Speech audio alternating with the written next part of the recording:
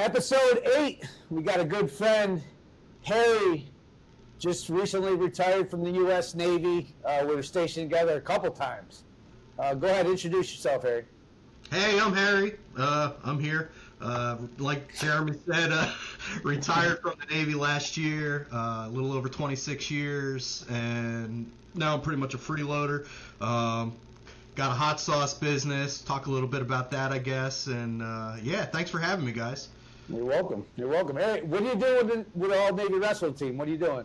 So I'm the head coach. I got selected to be the head coach this year. Last year, I decided to try out for the team, and I actually made it, and it helped out with coaching towards the end. And then I got selected to be the head coach this year. So, I mean, as long as I don't get canned, I'll be around for a while. So when we were stationed together, we used to get together for all the UFC fights. Remember, I'd come over to your place. Yeah. We're in Guantanamo Bay, Cuba together. And we would watch the fights. I would I would go down to the gym, wrestle. Me and Santana would do jiu-jitsu and wrestling and boxing, and it was a great time. We fished all the time together. All the time, like what, with our one day off every week or whenever? Yeah. Remember when we were the only ones to ever take out what was it, the Admiral ship? What was that freaking... That yacht that was there. Yeah, whose was it? I don't remember. It was it not the Admiral? It was Queen something or King something. Yeah, Queen, Gitmo Queen. Yes, the Gitmo Queen. And so it was me, him, and another guy, only ones. We had a freaking captain, and we just went around the whole bay fishing. It was beautiful. We were like trying to get him to go offshore. He's like, no. He's like, no.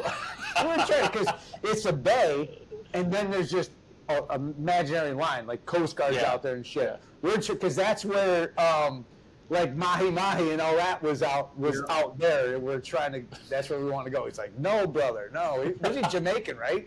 Yeah. Jamaican guy. He's like, no, man, taking no risk. No. He's like, yeah. Oh shit. Yeah. That's cool. So what exactly did you do in the Navy, Harry? So I was bosun's mate. Basically, I would say kind of like comparable to like the Army, like the infantry guys, right? Like, so I was basically a grunt, knuckle dragger, whatever. Maintenance and preservation, navigation, crane operations, refueling, cargo handling, a little bit of everything. Yep. Jack of all trades. Yep, master of none. Yep. Yeah. I love that. Then when we went to Guantanamo, so we were stationed in Italy together, and then years went by, and then I'm in Guantanamo Bay, and then Harry's there, and then he ends up being one of my bosses. Here's a funny story. You want to hear how good boss he is? I know it says anything to do with hunting, but this is just painting a picture for what kind of guy Harry is. So I'm at a party. He's retired now, so. There's Army guy, there's Army people, right? I'm at this party, I don't know anybody. One of the roommate comes back drunk. There's an argument. One of the girls gets up, gets in between, and the one guy, the Army dude, like choke slams her into the wall. And I was just standing there. So I react and shove the guy. I'm like, what are you doing? Put your hands on a girl. Then the guy like grabs me. He's like choking me. He was a big dude. Like he wasn't really, he was probably 6'2". I remember that. I'm against the wall, and I'm like, dude, let go, I'm going to hit you, let go, I'm going to hit you, won't let go. So I cracked him. And long story short, I get in trouble. Right? I get in trouble because I remember going to, were you at the DRB? Were you in there for that or no? I wasn't in there for it. So I go there and they're like, they're like, there's moves you could do, like grab his wrist, and I go, I would never forget going. They were trying to like paint him out like he's his lethal weapon. Yeah, I go, Sir Chief, have you ever been in a real fight before? I'm like, no, really? They're screaming at me. So I go all the way up. I go during XOI. Well, when I went to Master at Arms School, I got the Jerry Bulkheimer Award. So this top performer at the law enforcement school I went to, right? So I was the #1 student. I got an award years ago. So I'm with the XO from there, and they go through your file. So you're standing at attention like this. It's court. And he's going through my file. He told me, he says, listen, if I was there, I would have done the same exact thing you did. But there's zero tolerance for fighting. Right. So what saved me was he's going through, he finds that, pulls it out of my file, says, you know who Jerry is? I go, no. He was my best friend. He died in Iraq. That's what this awards are from. And our XO was his buddy. So I never got loss of money. I never got busted down. The other guy he had to get medevaced for his orbital bone in the muscle. Yeah, they had to take to Pensacola, Florida, right? So, and then he got kicked out of the military, that kid, because this is like his third or fourth drunk incident, right? So I don't get any trouble. So now I got to do restriction. It's called restriction for like 40 days. It was 60 days, but they only gave me like 45 or something. So I go to work, and after work, I have to come back to this building where there's nobody and just sit there in your own thoughts every day. There's no times out. It's like jail, right? So they're having a freaking party. This jerk off goes, hey, I talked to him. You could come to it. You remember this? So now I'm like, all right, so we'll pick you up. So they pick me up. I go down there. It was I can't remember. It was somebody retired or it was something. I think I was leaving. Oh, you were leaving. Is that what it was? I think that was like the going away thing or something, or somebody was doing something, yeah. So I know where this is going now. So he brings me there. It's like, all right, I go back. Next thing you know, I'm back in the disciplinary review board standing there because I went to this thing. I can't tell them, like, I'm not going to rat on them, but like, they told me, I'm like, hey, like, my bosses picked me up. Don't matter, you left. Now I got to go to the 60.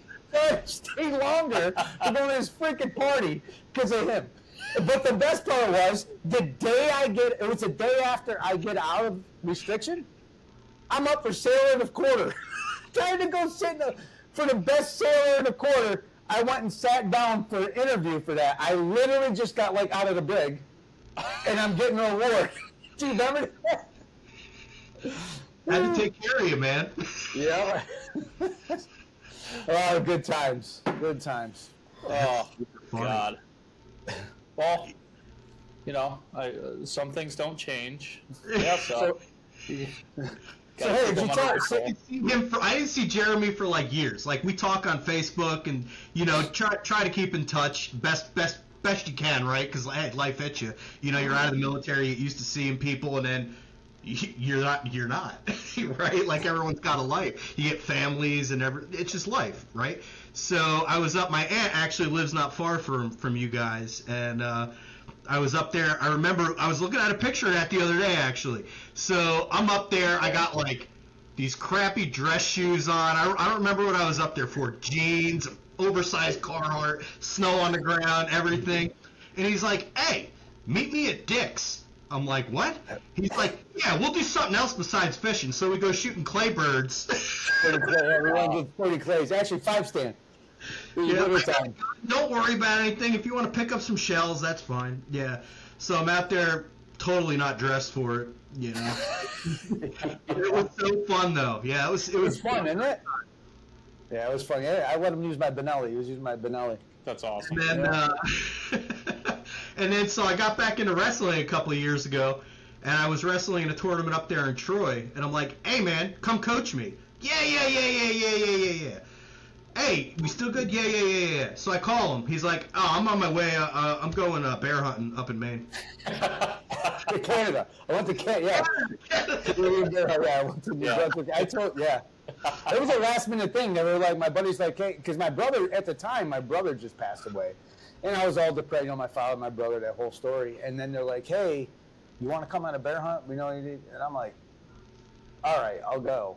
And then I just totally forgot about coaching him for wrestling. Yeah, so it was the same thing with Aaron Ritter. He was supposed to come to my retirement and all this stuff. And then he's like, oh, man, I forgot it was turkey season. Yeah. You got to get some better friends, Harry. I'm telling you, I don't know what happened to my life. Yeah. Oh, You man. can dress them up, you just can't take them out. That's all. That's it. Now, hey, what part of Pennsylvania are you from? I grew up in the Poconos. Yep. Grew up in the Poconos, a little town called Effort. It's like just south of Pocono Raceway. Yeah. Okay. Gotcha. Yeah. You a NASCAR fan then? Not at all. Anyway, Yeah. no, it's like anywhere else, right? Like when you're in your own town or whatever, and all the cool stuff happens, and everybody's like, oh wow, you're like, I ain't going anywhere. Yeah, that was me with the. I grew up by the Baseball Hall of Fame. Oh, okay, And, Cooperstown. yeah, and I'm just like, people are like, oh, you go. I'm like, no, I want to stay away from there. Like, On weekends, everybody would come in from the city or wherever and go shopping. Ooh, there's outlets. Like growing up, that was the big thing. Ooh, there's outlets. Yeah. I ain't going on the road for that. Right. Same with race weekends, man. You heard them screaming off the top of the mountain when they went around in one turn. But never went to a race until 2010. Could have got tickets every year, free tickets. Never went. Yeah, that's good. So you started hunting when you were in Pennsylvania? I started hunting when in New Jersey. When I was in New Jersey. So up until like third grade, I lived in New Jersey. Then mom and dad got divorced. My mom bought a house in Pennsylvania. Me and my brothers went up there. My dad stayed in New Jersey. So between both states. But when I was growing up and stuff, my dad and my uncle, they would always take me like goose hunting and sitting in a blind in a cornfield or out in a hedgerow. And then they'd always bring this Crossman 760 Pump Master pellet gun. They're like, this is yours.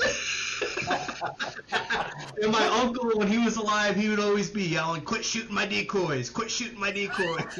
I was a little kid, man. And then I remember, I don't know, man, it was probably like second grade or something like that. Maybe third. My dad got me an old black bear compound, like 35-pound draw. There was like a farmer up the road. We'd get hay bales, and he was bow hunting a little bit. My dad wasn't really much of a deer hunter. He waterfowl his whole life. Always had like German short hairs or Brittany's, and he was a big bird hunter. But so started going bow hunting and stuff. Never shot anything. It was just fun. Hey, I got a bow and I'm going out. I don't even remember ever seeing a deer in the woods when I was a kid. So yeah. Yeah. I love the outdoors. Grew up fishing, Raritan Bay, in New Jersey, New York area, and always down the shore, or a reservoir or a lake somewhere, a river. Yeah. Yeah, it's crazy when some of those guys that are into duck hunting, like, there's no like, I'm kind of, I'll kind of go or whatever. No, these guys are hardcore duck hunters. I mean, it's insane. Like how much they do and how much they spend. Like, duck hunting's an expensive sport. It is, especially when you can't shoot. Right. Yeah. Yeah. I got into duck hunting. I always wanted to go, man. And then went for the first time 3 years ago, I think. I can't call them. I could shoot. I can't call them. But that was maybe it was 4 years. I don't know. Anyway, it wasn't long ago, and I went for the first time. I have a commercial captain's license to drive boats and stuff. I always wanted to like be a charter boat captain or something when I grew up, but that's not where the industry is anymore. I keep my license, but I'll never do it. But I met this dude in the one class, and he needed a commercial license, and it turned out like we were just talking, and from the Eastern Shore over in Virginia. We got to talking, and he's like, yeah, I'm a duck guide. That's what I do. I'm like, what? He younger. What is he, 30 now? 30-something? Early 30s? But, yeah. So I was like, okay, well, I've always wanted to get into it. I'm going to call you one day. He's like, okay. And then about 4 years went by, 5 years. I said, oh, man, I'm going to call Drew. I'm going to go duck hunting. He's like, oh, yeah, I remember you. You actually called. I said, I told you I would. It just didn't say when, So went out with him, and it was such a good time. I just had a blast, and went through like 4 boxes of shells for 10 birds my first time. Oh, yeah. It was just fun, though. It was just a different atmosphere and a lot of fun.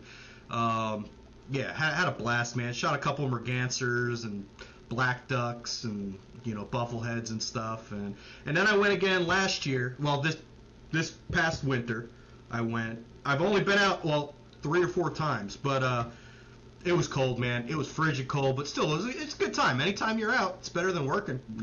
Right. Oh, amen to that. That's but I got into goose hunting a lot. Me and some friends, we leased some property up on the Maryland-Pennsylvania border, and I don't know, a couple hundred acres or so. and we do a lot of goose hunting up there. And I try to get out, especially for like early season, because you can unload on birds then. But as opposed to 1 or 2 a day, you know. Nice. Yeah. Now, did you have any siblings? I had 2 brothers, younger brothers. I was the oldest. Both of them had passed away. Yeah, they never got into hunting, man. We were all like a lot of families, very very different in our ways of life. I was the only person that joined the military. I was the only one that wrestled. My middle brother, he was in the Boy Scouts and played soccer and baseball when he was younger, and got into music. He was an awesome musician, self-taught, any instrument. And then my youngest brother, he wrestled a couple years. Me and him were more similar when we were kids, and then as we got older, me and my middle brother became closer. And the youngest brother, he was going through some stuff, and we were just kind of like, okay, we're here, but and then we just kind of got on that other level, and but yeah, my youngest brother played soccer. He was big into baseball, all that stuff. Yep. So, Nice. Yep. So when exactly did you start deer hunting? Like I said, I went out with my dad or family friends and stuff like that when I was a kid. When we moved to Pennsylvania, my mom had remarried, and my stepdad at the time. That's a whole other topic, but they weren't married very long. But he was a big hunter, and I used to go out with him all the time. Never shot a deer though, just always went out, And, Yeah. He hunted a lot, and it's I think a big misconception. I mean, it's more than just shooting a deer. Right. Or whatever. There's way more to it, But it was more of spending quality time sitting there, and yeah, it was good. Learning how to track animals and call animals, and just learning about the outdoors or your environment, right? You kind of become one with it the more you're out there, right? You get to appreciate it. Yeah. Yeah, so I guess what about, like, your experiences while you were going through all of that kind of got you hooked on hunting? I just love the outdoors. Honestly, I love the outdoors, and I would always go out. And then being in the military, you were always deployed. Joined the Navy in 1998. Was stationed out in San Diego. September 11th happened, all that, and then I went to recruiting duty in Pennsylvania following that. Southern part near Reading area, if you guys are familiar. Mm-hmm. Yeah. On the outskirts of Reading. Back then, I mean, Reading's Reading, right? But like outside of Reading, where it's all like Amish land, But always hunted, man. Always hunted. In uniform, out of uniform, whatever. It was same with like fishing season. That was probably some of the last times I went freshwater fishing. Actually, was when I was recruiting. Always had a rod in the trunk. Pull over. I'm in my whites and stuff. I'm like, ooh, there's a creek. I don't have nothing for 3 hours. And that was it. But I still never shot a deer there. I didn't get my first deer until 2010, I would say. I was stationed up in New Jersey at Weapons Station Earl, and that's a huge base. It's like the largest weapons station on the East Coast. It's got the longest pier in the world, 2.9 miles long. But the base is separated by a 17-mile railroad track, so they get ammo from, the bunkers or magazines or whatever, all the way out to the pier to load up the ships. So I was on the waterfront, and we had, I think, 600 and some acres of woods, but it was bow only. So I was always out there with the bow, in or out of uniform, right? So, Yeah. I mean, I have pictures. Remember those old digital blue camo? Mm-hmm. I have pictures wearing that with my bow and a doe and broken arrows and like. I call my guys. I'm like, hey, bring the F-150 up through the trail. I need help dragging this deer out. That's awesome. Yeah, so it was cool. I love bow hunting. Yeah. So. Do you mainly bow hunt, or you do both? I love bow hunting. There's just it's a lot more difficult. There's more to it. I mean, you have to practice. It's not, you know. And I know I think I can relate to you guys on a lot of levels with this, but like, you know, you're having a bad day, go throw an arrow or two in a target, and just get your mind off stuff, right? So yeah, I had that, and then when I was on recruiting duty, I said, oh man, I can't shoot this little bow anymore. So I bought a Bear Mountain Hunter XLR, which I just sold. Awesome bow. I mean, it's old school, you know, but it was good. And I shot several deer with that, all does, and yeah. And then a couple of years ago, I mean, getting older, just life takes a beats you down, right? So, I mean, my shoulders are messed up. I got 2 tears in both shoulders, and it was just a lot harder to shoot. So that clown over there, he's like, hey man, you need a Matthews. You need to get a Matthews. Matthews. So they sending me all these pictures, and I'm looking up, dude, I can't afford a Matthews. No, you gotta get one. So I found one. They were having a clearance sale online. This was when I got stationed in Maryland. So I live in Maryland now. I got stationed here in 2018. So when I got back up here, I was like, okay, I'm gonna get back into bow hunting, and just couldn't draw my other bow back. You know, 70 pounds was hurting. It was hurting. And now my shoulders are even worse. I didn't even shoot the bow last year. They were just so bad. You know, make fun of me all you want, but I shot a couple with the crossbow. It is what it is. But I wound up finding a Matthews Halon 6, brand new, everything for $300. It was an end of season sale at this archery store. I'm like, yeah, I'm in. So I bought that. Love it, man. Love it. Haven't shot anything with it yet. Well, did I? I shot one deer with it. Yeah. Yeah, I remember when you shot the one. It was because he's like, man, my groups. He doesn't even he wasn't using a peep. Because you were giving me crap. Where's your peep sight? I'm like, I'll shoot a peep sight. Peep sight. He goes, oh, I want. Fingers. What are you doing? Sometimes they're a little off.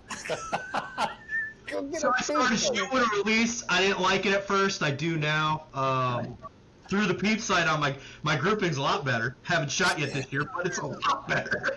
Show me pictures like it worked. Like his arrows were actually like. Hey, Fred Bear didn't have a peep. You know, I'm like, anything within 20 yards, I'll hit him. He's good. Yeah. That's where the good woodsmanship comes into play. As long as you can track them. Yeah. And you went on a pig hunt or something? I did. Right? So I had a neck surgery back in January 2018. That was another reason I needed to get a new bow to get back into bow hunting. But basically, it was a choice between being paralyzed or getting a surgery, right? So my spinal cord was pinched in between my discs. I had a complete disc replacement. And then while I was there, I was sleeping in a recliner for over a month. I couldn't like move. So I'm sitting there with the cell phone, and I'm like looking up all this stuff and watching TV, and I entered a whole bunch of raffles. free hunt, you know. And then I got a draw for this ranch, which turns out everybody wins this raffle, but. I was excited. I'm like 100. I remember you're like, dude, I won. I won a hunt. And I think I might have even said like I think that's when a lot of people won because I see a lot of people say one. He's all excited like he hit the lottery. It was. I know that's how I felt. I'm like, cool. I never win anything. This is awesome. So, but for $100 for what was it? 3 nights and 4 days, and you know what are you doing? You're paying for lodging, right? Yeah. So why not? So went out there, but where they get you is they always get you. But still cheaper than the supermarket. I'm like, they're hogs, man. What do I care? It's, you know, going out, I'm having a good time. Had a bunch of people went from work and stuff, and it was just a really good time. But I mean, yeah, it was a high fence, but again, they're hogs. Like whatever. So went out there. You know, you get there. You hunt, you have dinner, you do a safety brief, they assign, you know, draw stands, and then you hunt the evening, you hunt the morning, you go to breakfast, you hunt lunch, you eat, you go out for a sunset, and you do that for 2 days. So basically, kill anything you want, right? Like, if you could pay for it, kill it. But that's what it was. It was like a pound. They were charging like $1 a pound back then. And now, like I said, you know that everybody wins because I've been getting these free raffle things that I've won every single month for the last however many years. We got this guy. Yeah. But now they're $75 a pound. I'm like, I'll go to the supermarket if I want pork that bad. Yeah.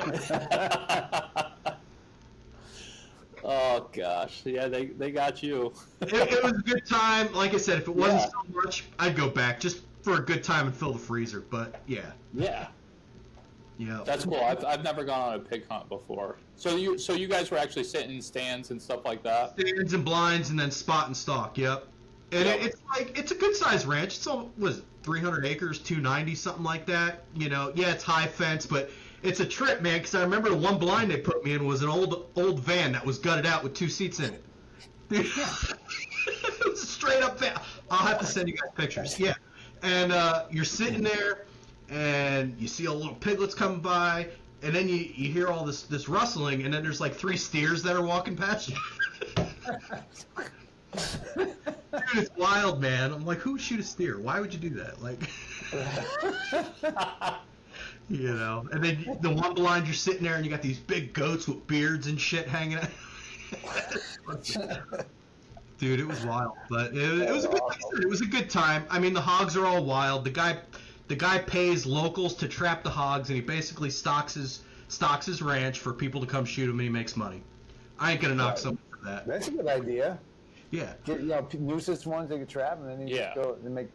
They probably give them to him almost free because they don't Right. want them. He's probably not paying them hardly anything. Who knows? I just know he traps. He pays people to trap the hogs because they're all over in Texas. They're everywhere, you know. And he gets them, buys them from them, stocks his thing. He's still in business for 30 years, so he's doing something right. Well, everybody wins, so it's he's got it good. Everybody's winning. He gets everybody for the first time, but everybody's like excited, like we won. I shot 2 hogs and I mounted the bigger one. Wasn't like a huge hog, 116, 117 pounds, whatever. But I was like, when am I gonna go shoot a hog again? Yeah, that's cool. Yeah, that's neat though. It's something different. Yeah. And you're in Texas too, so that's cool. Right. It was a good getaway trip is what it was. The cabins were awesome. The food was amazing. You know, like I don't think I would never go, and this is just me personally, I'm not knocking anybody. I wouldn't go hunt a high fence for probably anything other than hogs. Right. You know, I like the fair chase aspect and all that stuff, but like I said, for a bunch of hogs to fill your freezer, who cares? Yeah, Right. yeah. They're like we said, they're a nuisance down there anyway. So Right. Yep. it's more of an experience instead of going to the grocery store. That's it. It's just a little more fun. Yeah, exactly. So you have your other business that you're working on now. What is it, and how did you get into that? So yeah, I own a chili sauce, hot sauce company. It's called the Love Sauce LLC. So how I got into it, my middle brother Derek, he was into making sauce, all the stuff. He worked in the bar and restaurant industry his whole life. Some are high-end places, some whatever local places. I think he was like a brewmaster's apprentice. He was younger, but that was his thing. He got into that, right? And he ran into, like a lot of people, life hit you, and he kind of went down a bad road, right? So he went and like got help, which was awesome. You know, a lot of people don't get help, and I mean, I think that's a problem that we just have not only in this country but like everywhere anymore, right? People, especially guys, are too proud to go get help and whatever. But he did. He took those steps and went and got help, and when he was done with his program or whatever, and he was just making sauce and doing all kinds of stuff and helping out in the community. And then he was doing a couple of like church fairs and things like that, selling it. So I told him, I'm like, everybody's like, oh man, everyone likes your sauce, blah blah blah. You should do this. And he's like, I think I'm gonna seriously do it. I said, well, I don't know anything about it, but I got a little bit extra cash. Give me a solid business plan, you know, all that, and I can help you out there, you know, and we'll go with it. A few connections here and there. And well, he wound up passing away February 2019. So I said, well, I made him a promise. I'm gonna roll with it. I'm gonna see how it goes. If it goes good, kept my promise. If it doesn't, I kept my promise. So Yeah. I think your word is more important than a lot of things, and I think the generations have gotten away from that, right?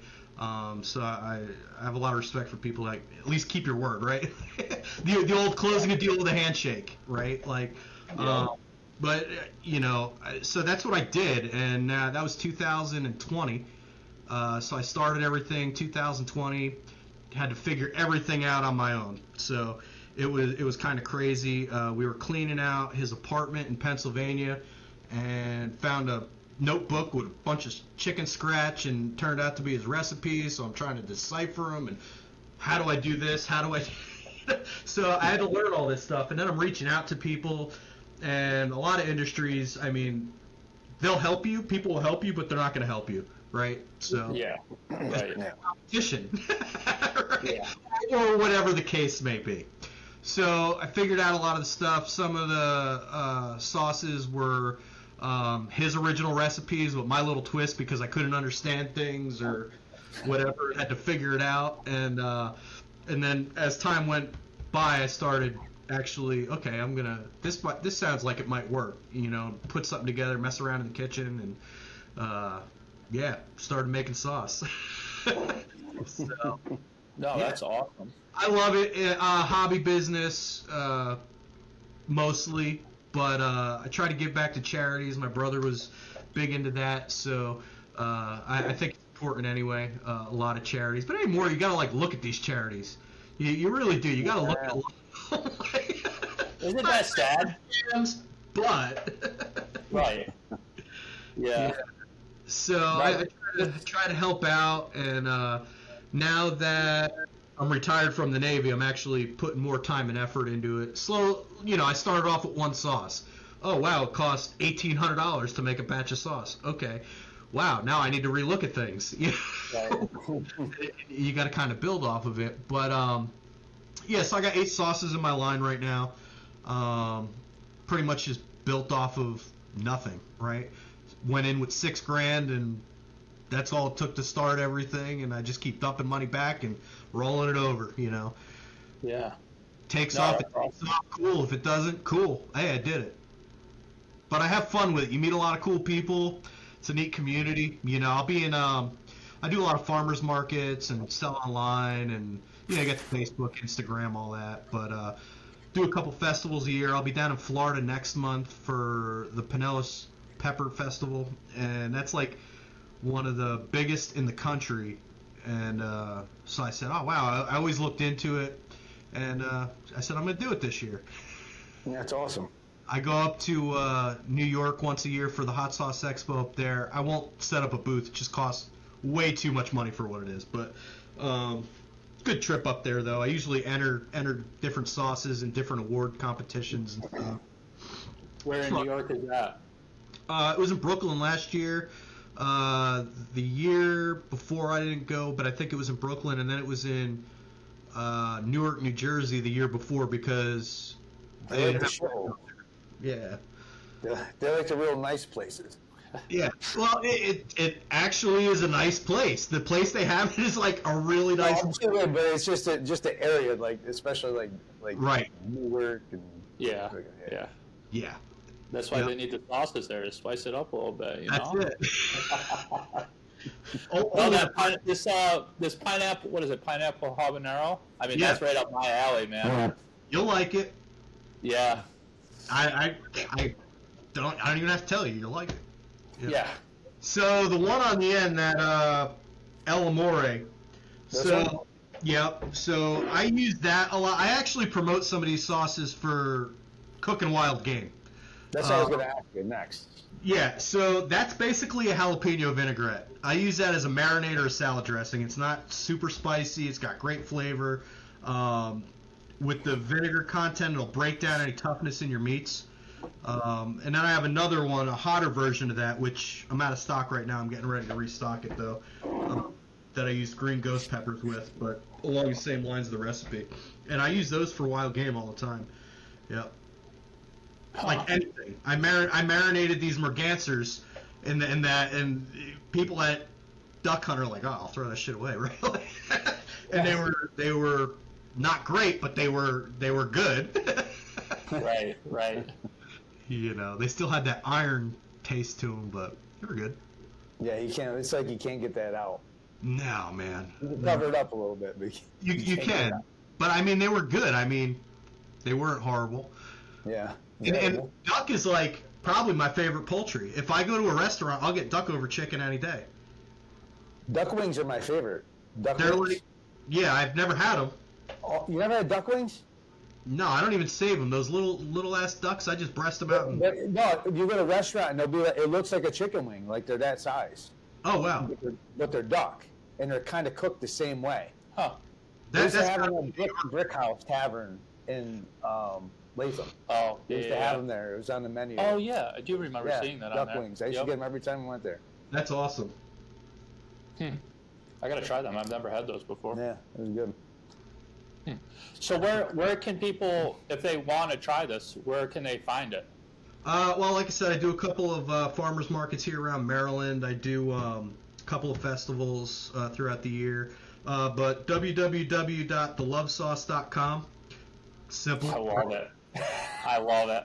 Simple. But it's funny though, because everybody's like, The problem is, when you do that, my picture shows up for some reason. That's exactly it. You got to be careful So on love how the you, sauce. you got to be Shaving careful on cream. how you type it in.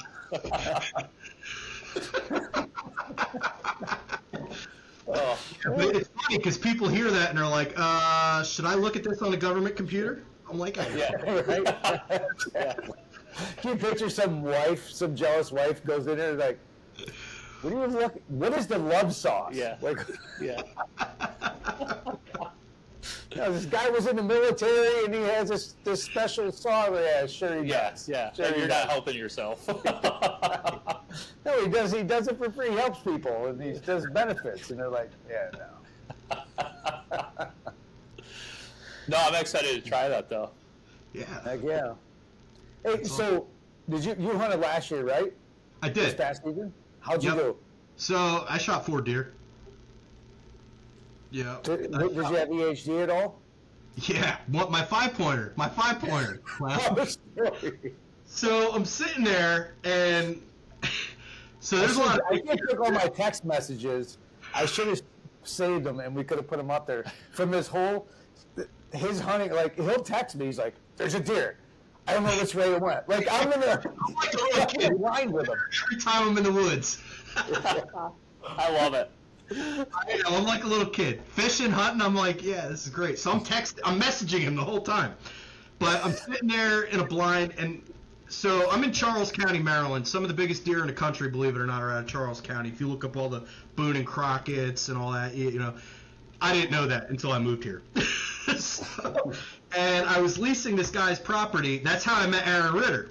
That's how I met him. He was coming out of the woods at night, talking about this big 6-pointer, and we just got to talking and became friends. We were both on this guy's property. So, but yeah, this guy, he was kind of sketchy, but he had this trailer and all these monster like deer behind you, like just a trailer full of them, unreal. And he's like, yeah, they were all off this property and down the road, and I used to own this land and blah blah blah.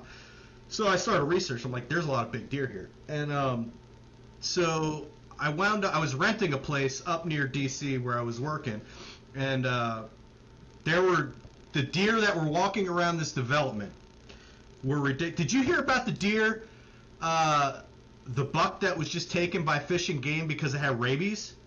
Yeah, That was in the development that I lived in. really. Yes. Wow. That was literally. But I remember my ex-wife, we were sitting there, and she'll text me pictures. So there was maybe there was like a half acre between the property that we were renting and the Potomac River. But you would see 6, 8, 10, 12. So I got a picture of a 16-pointer across the street.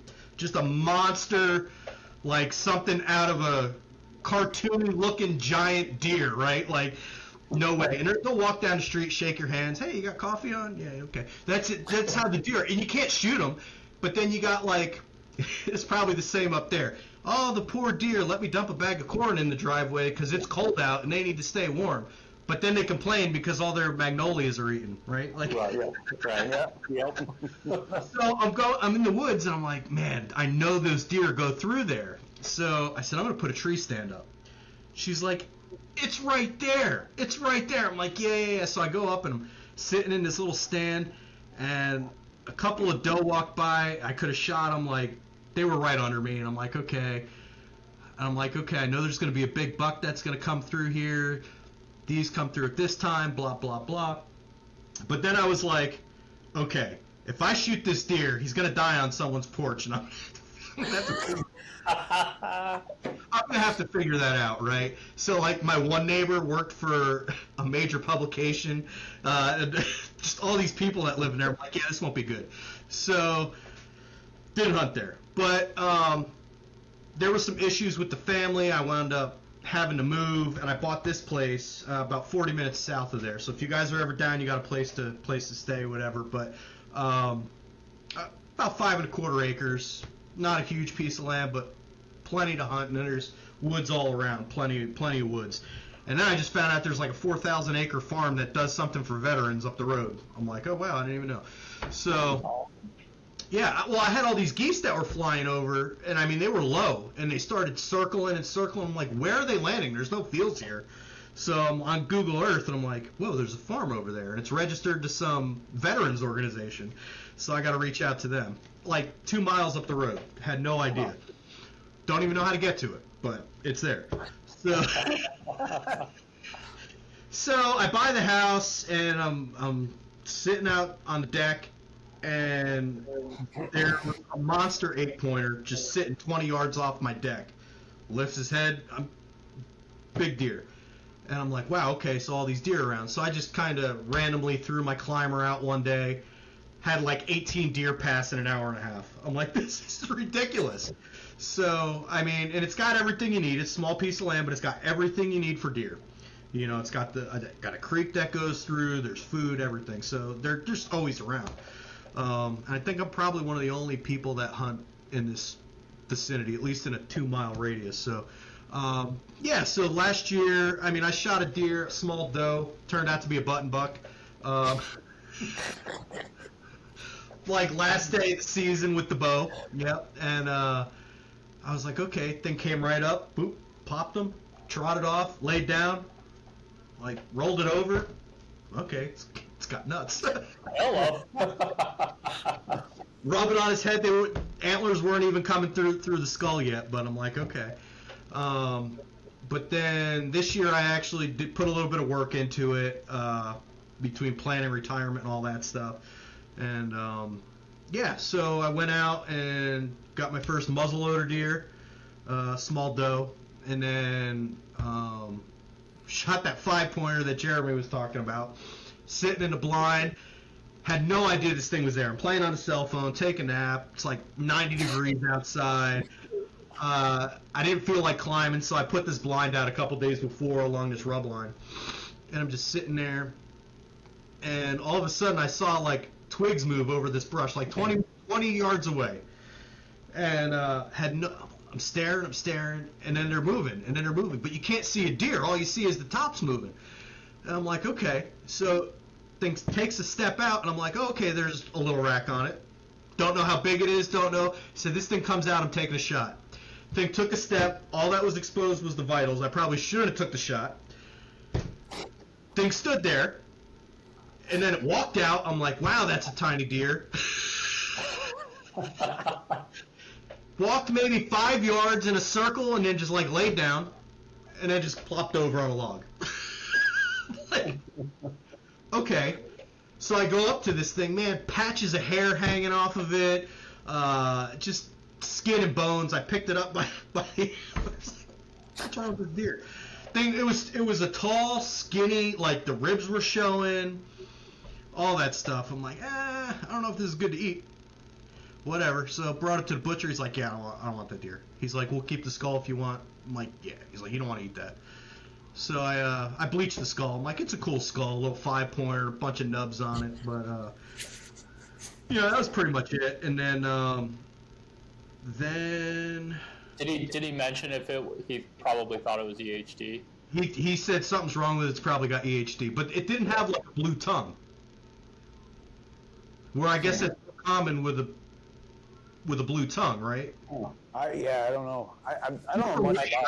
Yeah, I don't know if that's a different one. The blue tongue. There's a different one that one of the main signs is the blue tongue. I don't know if it's EHD or not. That's something that we could definitely look into. But he basically tossed it, kept the skull. Like I said, I bleached it. It's cool, whatever. Yeah. But regardless, on the side of caution, you probably regardless. Yeah.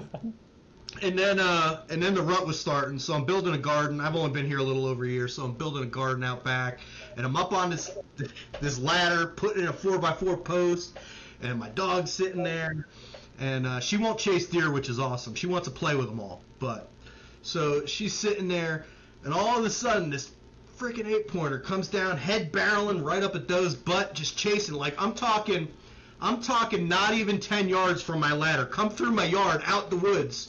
I'm like holding on. I dropped the drill. I'm holding on to this post like, oh my God, this is how I'm going to die, right? Like everything I've experienced in life, this is how it's going down. So the dog's sitting there all frantic because they're just going around in a circle, like 5 yards away from me. And then they took off running in the woods. I said, I'm going hunting tomorrow morning. That's what I'm doing. So I went and I had moved my blind. I got tired of climbing, so I moved my blind, and I had a ton of deer that were going through there. And I said, I'm not going to get out much more this year, just because of my schedule, how it was, and everything. So I said, if I see a good buck, I'm going to shoot it. And so I'm sitting there, and this was another night. I had 6 or 7. I don't know. Jeremy's probably got the messages. I probably 6 or 7 like good bucks that were around, and then I'm watching them come from all these directions. Like, and it's dark now. It's super dark. But the one was sitting behind a tree, looked a lot bigger than he was, of course, with the sun going down and the trees. It was still a good buck. It was an 8-pointer, but he was sitting there, and like his head was behind this big oak. And then finally he lifted his head. I'm like, okay, that's a good deer. So he stepped out, shot him, then jumped up and took off. Didn't hear him fall, didn't hear him crash. It just sounded like he ran. I'm like, there's no way I missed that deer. Thing was 8 yards away, 10 yards away. There's no way I missed this deer. So I wait a little bit until all the other deer left. I had like a dozen deer sitting around me, and I had to wait till they all left. So I shot with the crossbow. I go out, I'm looking. Can't find the bolt anywhere. Nothing, no blood. Doing circles. I'm out with a spotlight. I go back to the house, take the dog out, pull the card, put the card in the computer at the house. Yep, that was the deer. Okay, yep, he jumped. Okay, cool. So I go back. I'm looking in the same area, and this is like 2 hours later. So I'm like, where's this deer? There's no way. So I follow the direction he went. Nothing. No signs. I mean, all the leaves were trashed anyway. So I was sitting in the house. I went in and made a pot of coffee. And I said, you know what? I bet you he ran over that way. I'm going to go follow that creek and see if I find him. So I went, had my coffee, went to the creek. I started. All I saw was, I thought it was a log, but it was rolled over. White belly sitting against the log, right underneath it. And I went over. There was no blood trail. I followed the whole thing. But the bolt went in, did an exit, skimmed the shoulder, and just stuck in it, so there was no blood. But he ran about, I don't know, 120 yards, and then and he was just laying there. I was like, nah, that's not a bad deer. So, not too big, it's all tough, and, but so I got that. I actually got a shoulder mount done of that. I said, that's the biggest deer I've shot. I'll get a shoulder mount of that. So, yeah. That's awesome, though. Yeah, Broke cool. antler, all this stuff. I'm like, anybody that saw this, they'd be looking at it like, why would you do that? That's my biggest deer. That's all that matters. Will I ever do another one? Not unless it's like one of them behind you, but yeah, I'm good. Yeah, skull mounts. Just do skull mounts. Yeah, I mean, and for the cost, they want like $700 for a shoulder mount anymore. Skull mounts, 75 to 100. I mean, you guys know. You know. It's just as cool. Yeah. Yeah. It's pretty consistent with up here. Yeah, about the same. Yeah, right around that. So it is cool to have those skull mounts are pretty neat to kind of like decorate in different places. They're, you know, you can kind of move them around a little bit more, and the shoulder mounts you got to be a little more selective. After I redo my deck, I'm doing an outdoor kitchen, so I'll hang them all up out there. But Nice. yeah, Nice. That's cool. Yeah. How are with the area that you're hunting? Are people pretty receptive about hunting, or is it kind of like if you don't talk about it, nobody talks about it? The area where I'm at, I could just go out in my backyard, right? So that's what's good about it. But I mean, a lot of people do hunt, just not in this area. Like, I guess they do, but not. So this is residential, but it's not residential. Does that make sense? Yeah, it's kind of. I live in a similar area where it's like you have the city, you know, the suburb area, and then like we're just on the outskirts of that. So it's like, it's kind of like it's got 5 to 10 acres in this. Right. I'm not in a development. People have goats. You're driving down the road. Chickens are running all over the place. Turkey and, you know, all this stuff. It's really agricultural. Everyone kind of minds their own business. I mean, people hunt, they fish, you know, stuff like that. Right. It's the same thing here. There's everybody has 4 or 5 acres, and there's like an acre buffer in between, so you can't really see the houses too good. You know, in the fall you can. Right. But it's same thing. Deer, people hunt, but you're far enough away. You wave to everybody, but it's not like you hang out with them. You know, they might be walking their dog. I know one neighbor. Yeah. I don't really know their names other than Hank that walks his dog, because my dog will run out there and play with his dog. That's it. I mean, You know? It's an older generation back here for the most part. Like, when I bought the house, there was like random food on my doorstep. Like, the people were like, I have pies. neighborhood. I'm like, do I eat this? Smell it? If I put it in the microwave long enough, it's gonna kill anything. So yeah, I'll try it. You know. that's what the sauce is for. Cover it up a little bit. Loaves of bread, fresh baked cookies. I'm like, man, these people are all nice. I don't know if I should eat it, but whatever. Right. No, that's interesting, because I don't think there's not a lot of, like, I guess the urban style hunting around here even. Not really. I think people overlook that a little bit. I know it's starting to become more and more common with, you know, people like Lee Ellis and you know, those guys. Albany area's had a bunch. There's a lot of, you know, 150, 160 inch deer get killed in there, and it's the same thing. It's all housing development, so there's certain areas where a lot of doctors and stuff live, and they got 3, 4 acres, you know, these big, huge houses, and they don't want the deer killed, but then they're going through $10,000 of bushes and shrubs every year, and then they're like, kill a deer, and they cause the tick problem, because they're the ones dropping the ticks in your yard. They're all laying in the grass, and all the dogs, they're getting ticks walking down their lawn. So they start allowing people, and they're just they kill monsters in there. It's archery only the whole by area. Virginia Beach, they have urban archery season, and I mean, it's more built up, but I don't think they're 150-inch deer, but I mean, they're deer. People are shooting deer. Yeah. Maryland's ridiculous. You can shoot so many deer in this state. It's ridiculous. And I don't know if that's because of how many people hunt, or it's just that overpopulated with deer. Like, you're allowed 10 doe per season. Yeah, I was just going to say, I was literally just looking at that actually yesterday or the day before, and I guess it's probably dependent. I think if I remember correctly, it's depending on where you are in Maryland, but one of the counties there was like a 10 limit where you can. I'm like, that's insane. 10 doe per season, you're allowed 2 antlered deer a year. Right. So, like, total, if you hunt every single season, it totals like 100 deer a year or something like that. It's insane. That's crazy. Yeah. Like, it's insane. They have, I don't know if they have it in New York. I think we were talking about this, Jeremy.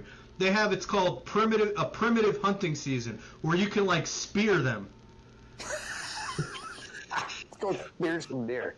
No kidding. I saw that once. Yeah. Yeah, like people are in tree stands with like 10-foot fucking spears. At Laddles.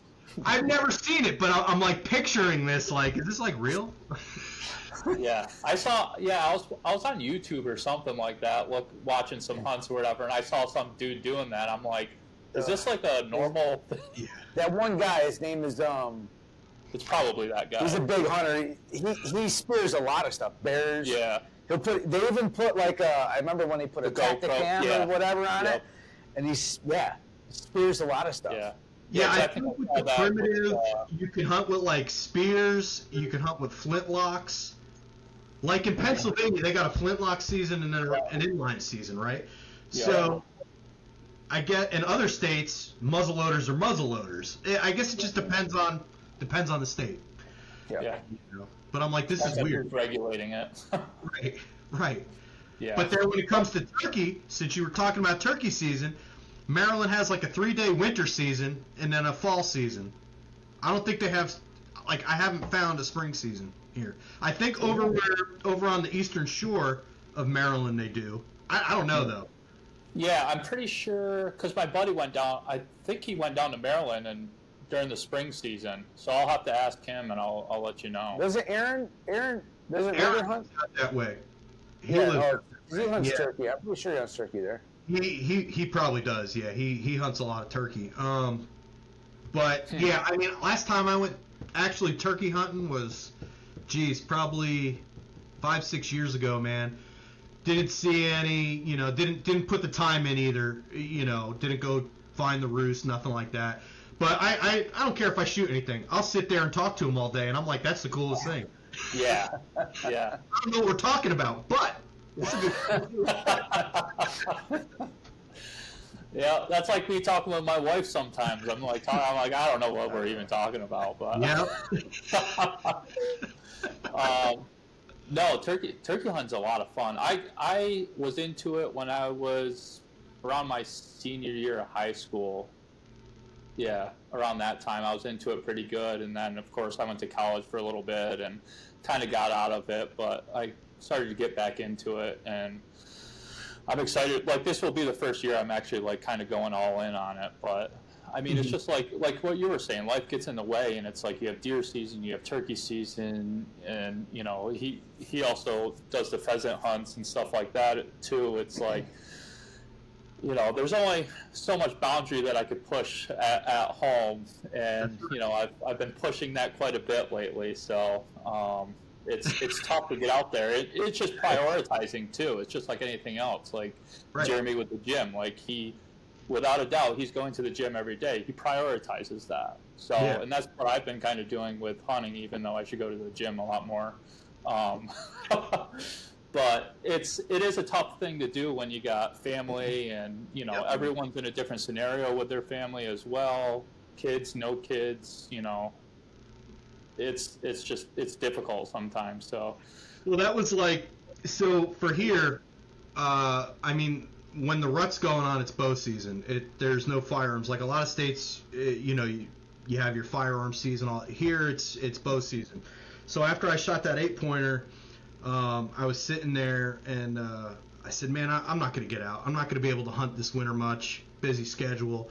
So my youngest brother, when he passed away a couple years after my middle brother, and going through his stuff, he had an old 20 gauge single shot, crappy gun. The thing's horrible. It's I was looking it up. I think they used to sell for like $35, $40, right? So I said, well, I'm going out. If I see something, it's going down. I just want to shoot something with his gun, and I'm going to call it a wrap for the year. So that's what I did, and I had like 3 or 4 doe come in, and then there was a shaggy one. I'm like, okay, I think that's a buck. Could be a doe, but I think it's a buck. Boom. All right, cool. Shot one with his gun. I'm done deer hunting this year. I'm done. That's awesome. I got one deer. I'm good. What kind of muzzleloader do you have? It's a Traditions. All right. I like it, man. It was on sale at Dick's. I paid, what'd I pay? $160 for it? Really? Per Can't do snoot. that. Yeah, Traditions Pursuit. The Pursuit. I know what you're talking G4. about. I think it's a G4. Yeah, my brother had one of those. Yeah. I love it, man. It came, the crappy Chinese scope on it, and I put a vortex on it. I love it, man. Yeah. I'll hunt any season with that. I'd rather almost hunt with the muzzleloader. Yeah, I'm gonna get one. I like the one Jeremy has. I'll probably end up getting that one. But that's another thing that I kind of got away from because I'm mainly bow. That's pretty much. I haven't gun hunted in I don't even know how long. But I do miss the muzzleloader. You know, it's fun. Just because it's it's kind of like in between bow hunting and rifle season. But you're only gonna get your one shot. Yeah. Yeah, exactly. Exactly. Reloading that sucker quick. Right. And it's usually snow. That's why I like muzzleloader here is after gun, and there's usually almost always snow on the ground, and that's where I track them and shoot. There's 2 or 3 muzzleloader seasons here. Really?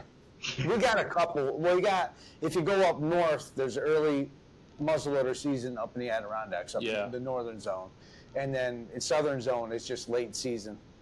Yeah. What is that? September? Like late up September. there is.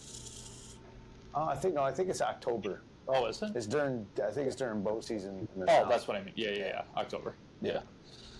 Gotcha. Yeah, but it's like, you're talking about like your $160 muzzleloader and stuff like that. Realistically, do you need top of the line? No. It's just like bows. I mean, it's so easy to get caught up in the fad of, getting the newest, and I'm guilty of it as well, but it's like, and then you remember, like, there's dudes shooting traditional bows still. Like, come on. Like, just be happy with what you got, and, whatever you buy, just take ownership of it and have fun with it, man. Mm-hmm. Yep, that's it. I mean, that's kind of like the whole bow and crossbow debate. Yeah. It is, right? People could argue about that forever, right? Like, I like the crossbow. I mean, I bought it when I was stationed in Pennsylvania, and they made it legal when you didn't have to be disabled or whatever, right? So I was like, oh, cool, I can hunt with one of these. I'm going to buy it. Never shot anything with it until this year. But, I mean, it was good. If I didn't have that crossbow, I wouldn't have shot the deer because I wasn't shooting a regular bow. So I look at it from that. But I don't know. I kind of feel like that should be a different season too. I'm not against them. I just think it should be a different season. Yeah, same thing here. Like, it's the same thing. You're allowed to use them in New York now during archery, but just the last 2 weeks, where's the best time? That's where the rut's starting to kick off, and now we can use crossbows. But you are saying there's more than 2 genders then. That's what you're saying. I think it depends. Some of my doe may have identified as bucks at one time. But no, there's definitely a place for them. I know one year when my shoulder was messed up, I couldn't pull back the bow. I couldn't hold it for more than like 10 seconds. I used it. It's super easy. Yeah. It's easy. But I think you have my daughters can't pull back. They're old enough to hunt now. My youngest is going to be 12. My oldest is 13. But they can't pull back the weight with a compound bow to hunt yet. Right. But they can use a crossbow, so it does have its place. There should be, if you're going to use it during regular season, either you're a youth hunter, you're young, right, or you've got some kind of disability. Right. You know what I mean? To use during actual archery season, then have its own season. Do it before. I'd rather them have, instead of the last 2 weeks of archery, do the first 2 weeks, right? And then when the rut comes, you don't have, just my opinion. My whole thing with the bow, I can draw my bow back. I just can't hold a draw. Yeah. Yeah. So I'm going to try it out here this month. I'm going to break it out and start shooting. But, yeah, I mean, we'll see. I just couldn't hold the draw. I was able to pull it back, but I'm like, whoa, I can't do that. Yeah. Well, and at the end of the day, too, you also want to make sure if you're going out and spending the time that it's at least enjoyable. The last thing you want to do is to have a decent buck, or if you're going after a doe, come by and you can pull it back, but then it's like, oh, and then you miss it or take a bad shot on the deer. That's the last thing you want to do. So I'm not against the whole crossbow thing. I think it's a great opportunity for, like Jeremy was saying, like young kids to get into hunting 1st and foremost, and then at the other end of the spectrum, people who just have that tough time with bow. It keeps people in the woods a little bit longer, which I think needs to happen, especially nowadays.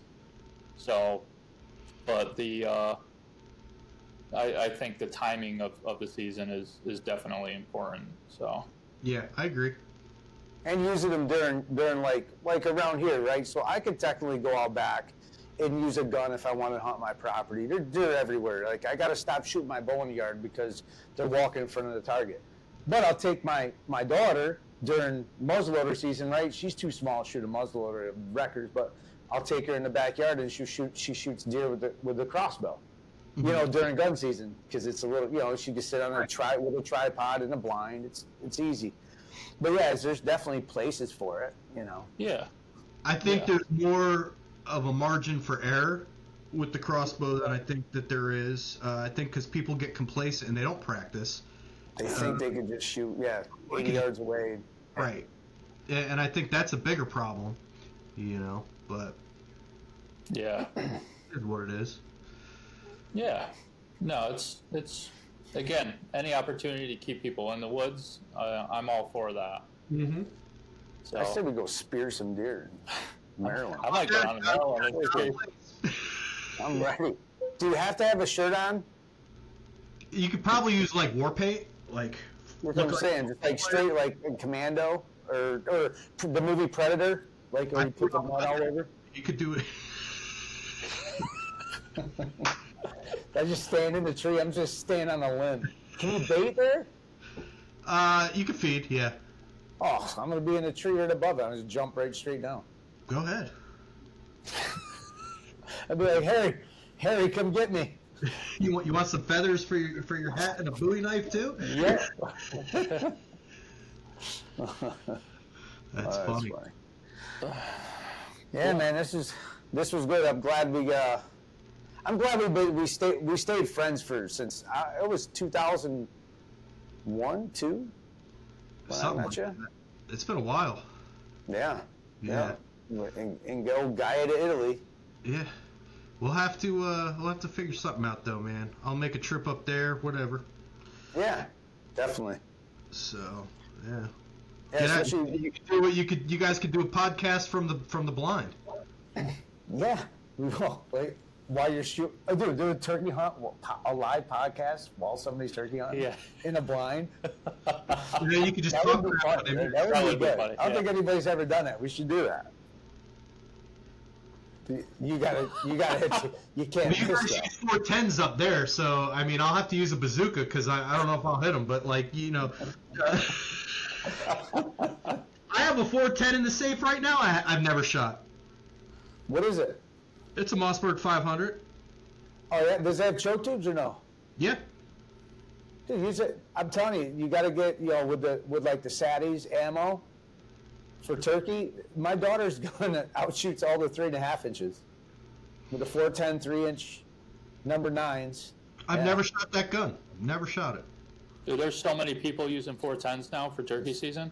I have a ton of turkey loads. When everybody was with the ammo crisis, I stocked up in it. Yeah, but. Yep. Yeah, we'll get together. Sometime we'll do either go on turkey hunts.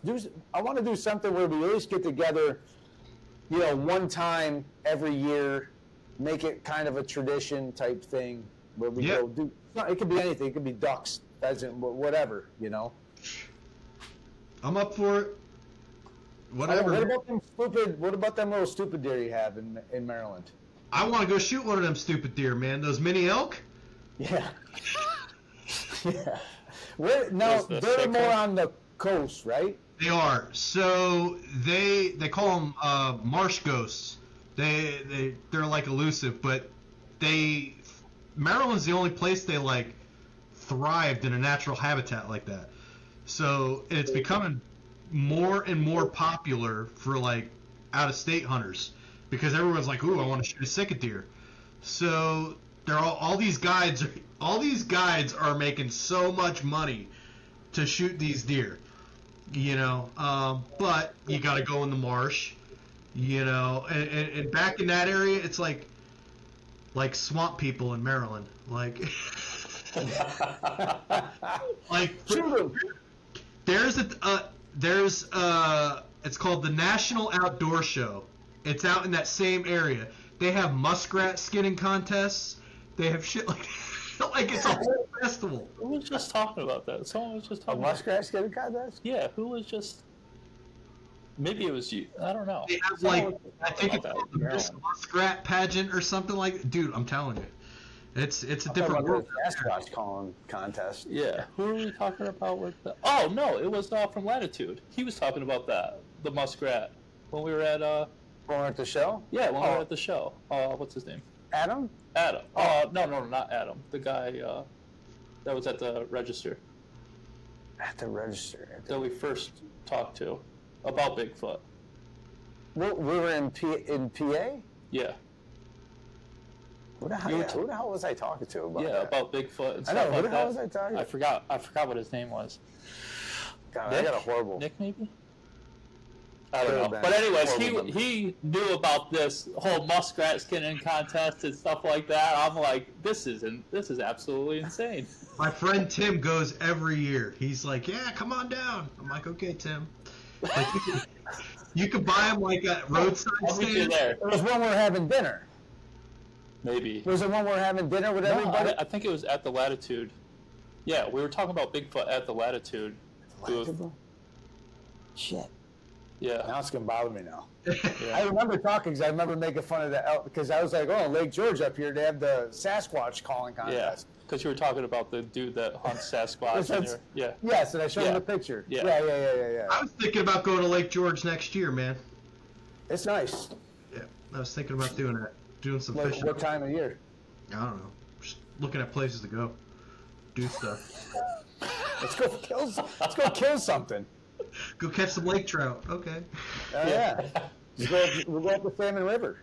Let me know. You are you allowed to eat those? Yeah. I know, like years ago, my dad was always telling me stories. Like, yeah, like when you get a fishing license, you get this card, and you have to clean them a certain way, and you're only allowed to have like 4 ounces of fish a month. No. Oh, because of like lead and stuff like that. Mercury. All the contaminants. Mercury, yeah. I guess that was years ago. Yeah. No, they're good. Yeah, let me know, man. Don't worry about that. I want to catch a big brown trout, man. This is what I want. Right by my house. I mean, how big? I've caught them 26 inches in the stream over here by my house. Yeah, that's cool. That's cool. Because if you go up the Pulaski, I've caught some, big because of bigger river. I like those. I think they taste better than like the other trout. They're fighter. Like you could tell when I used to fish trout all the time, I could tell that it was a brown by how it hit because they hit real aggressive, like a bass. Like they're just like wham. When I grew up in Pennsylvania, I worked at a trout hatchery for a few years, and they had like these ponds, and they'd overstock them for like kids to go fishing, and then like they would pay by the pound. So I cleaned fish there, and I did landscaping, is what I did, and I would make a ridiculous amount of money for a kid that was just cutting up fish all day long, right? But like I would get 25 to 50 cents a fish, and I'd leave on a weekend with $600-800. Like that's how many fish I was cleaning. Yeah. So, Dang. But after many years later, I could say this now. After they closed the place down, and like they were closing up the office and stuff, I'd go down there with a pole fishing, right? And I got a 6-pound brown once out of there. Ooh. Wow. And I got a picture somewhere. I think I was like 15 or 16 years old.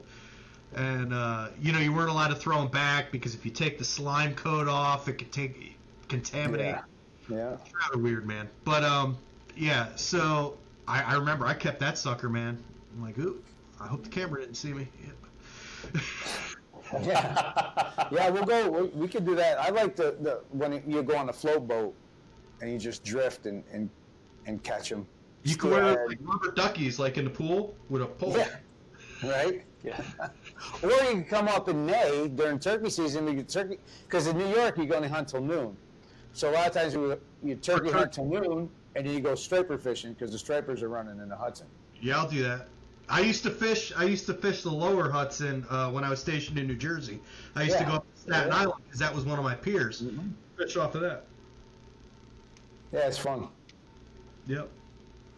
It's good I stuff, like man. I like your attitude, Harry. Thank you. Yeah, Throw out a I'll do suggestion. it. He's like, I'll do it. Yeah, Yeah, I'll he's do been that. He was always like that forever. Hey, you want to go get a few beers? Yeah. You want to go to that bar or this restaurant? Hey, I don't care. Let's go.